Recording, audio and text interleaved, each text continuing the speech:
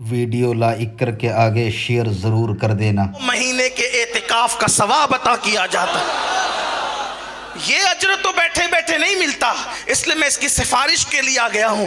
یہ تھا سیرت کا وہ پہلو۔ پھر اس کے بعد بات سمیٹتے ہوئے اختتام کی طرف جاتے ہوئے حضور علیہ السلام کی سیرت میں یہ بات ملتی ہے کہ انسان تو انسان ہے، میرے نبی کے ہاتھ پر انسان تو انسان ہے، میرے نبی کے ہاتھ پر جنات نے تک کلمہ پڑھا ہے۔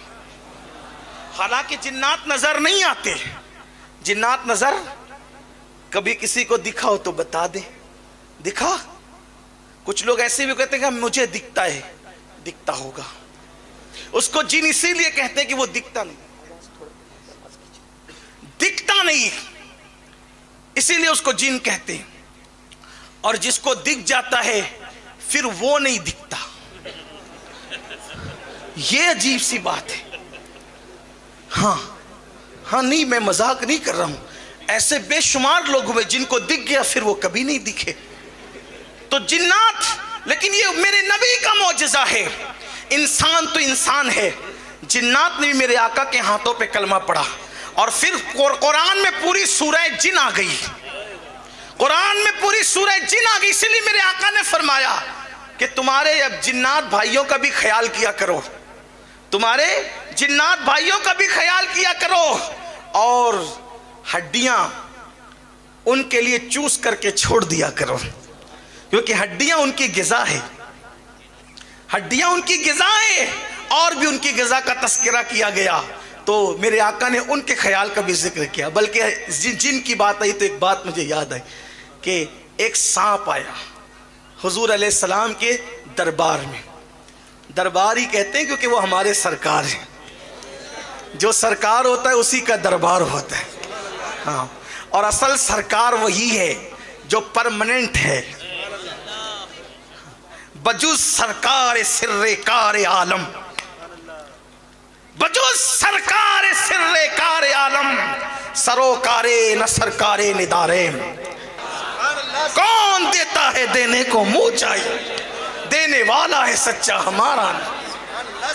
ہم پوری دنیا کی حکومتوں کا احترام کرتے ہیں، لیکن سرکار تو ہمارے لیے اپنی سرکار، جسے خدا نے سرکار بنا کر بھیجا، جسے خدا نے غمگسار بنا کر بھیجا۔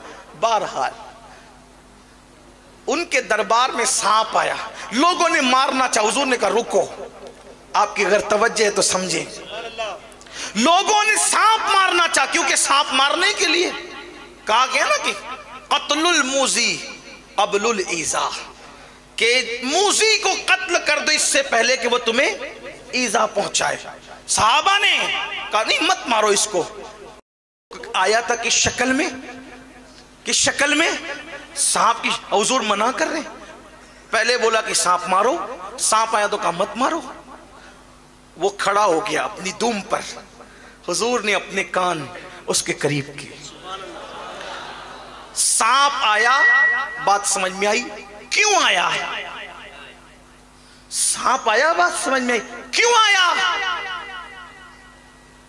سانپ کے آگے ہاتھ بھی کیا جا سکتا تھا، سانپ کی طرف برتن بھی کیا جا سکتا تھا، سانپ کی طرف کچھ اور بھی کیا جا سکتا تھا، حضور نے کان کیا۔ اس کا مطلب سانپ کے آنے کا مقصد کیا ہے حضور جانتے ہیں۔ جو سانپوں کے آنے کا مقصد جانتا ہو،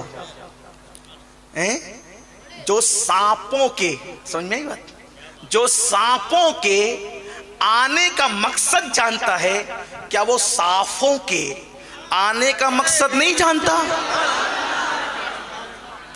راجستھان ہے، ہندی والی زمین ہے، لیکن بہرحال عاشقوں میں تو اتنی صلاحیت ہو ہی جاتی ہے کہ سانپ اور صاف دونوں میں فرق ہو۔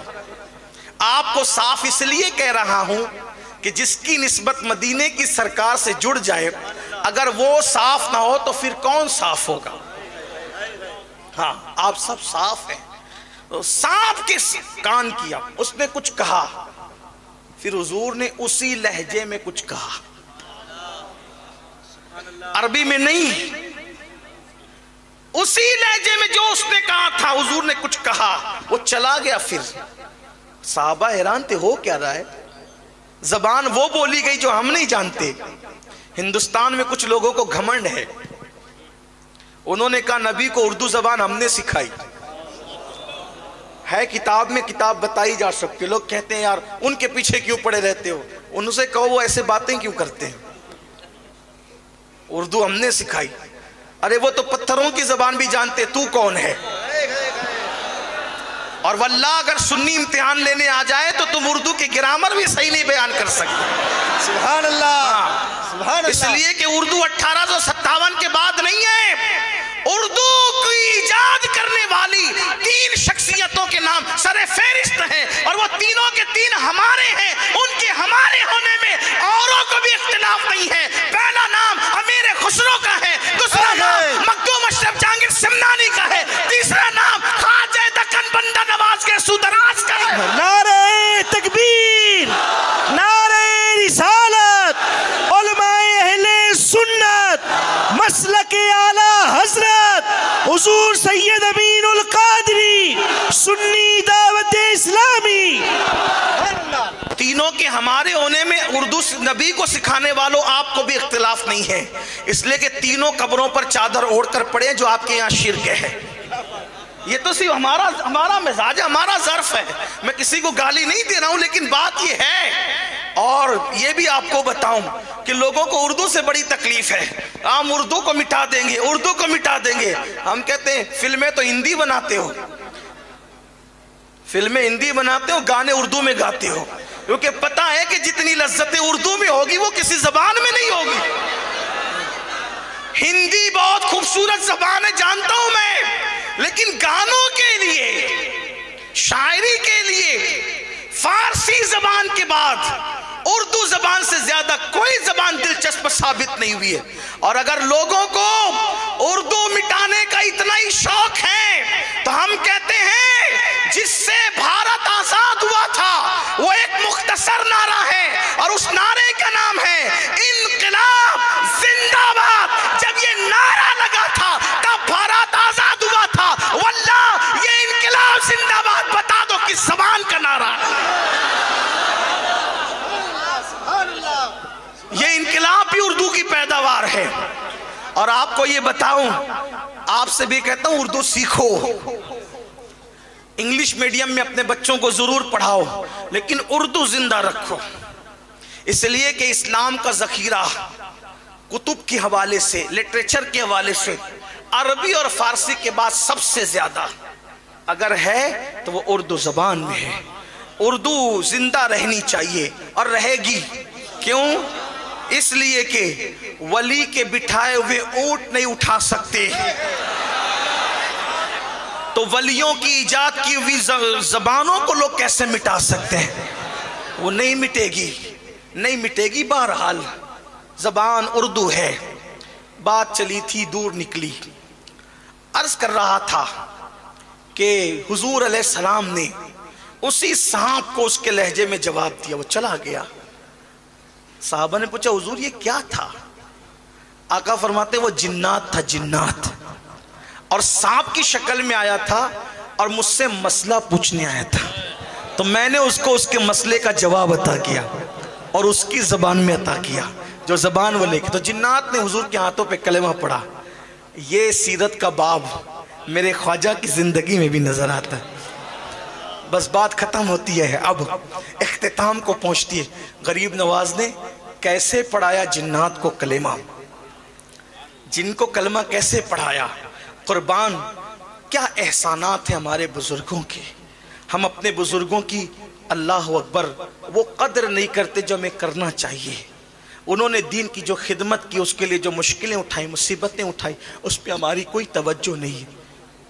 ہوا یہ کہ رائے پتورا جس وقت اس نے دیکھا, چونکہ بانٹ رکھا تھا سماج کو خطوں میں, قبیلوں میں, زبان میں, علاقوں میں, عصبیت پہ بانٹ رکھا تھا. غریب نواز ایک کرنے آئے تھے, ایک کرنے. میں اکثر اپنے بھائیوں سے کہتا ہوں صوفیہ کا مسلک دو کرنا نہیں ہے, ایک کرنا ہے.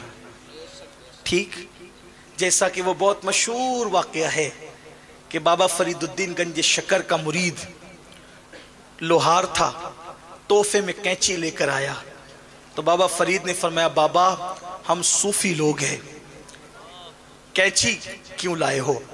اگر تحفہ ہی دینا ہے تو سوئی کا تحفہ دو، سوئی۔ تو اس نے پوچھا حضور یہ کینچی اور سوئی میں کیا فرق ہے؟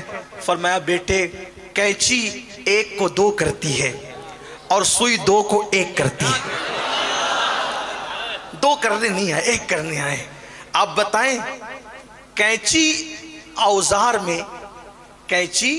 اوزار اور ہتھیار میں سب سے حقیر اور کمزور اوزار ہے، اس لیے کہ کینچی سے کس کا مرڈر بھی نہیں ہوتا ہے، کینچی سے تو کپڑے ہی کٹتے ہیں، چاقو کی بات الگ ہے۔ کینچی آپ دیکھ لیں، کینچی سے اگر کسی کو اللہ نہ کرے مار دیا جائے وہ نہیں مرے گا، کیونکہ کینچی جو ہے نا وہ اس طریقے سے ہوتی ہے کہ اس کی دھار ایک دوسرے میں پیوست ہوتی ہے، تو اس سے لوگوں کو مارا نہیں جاتا۔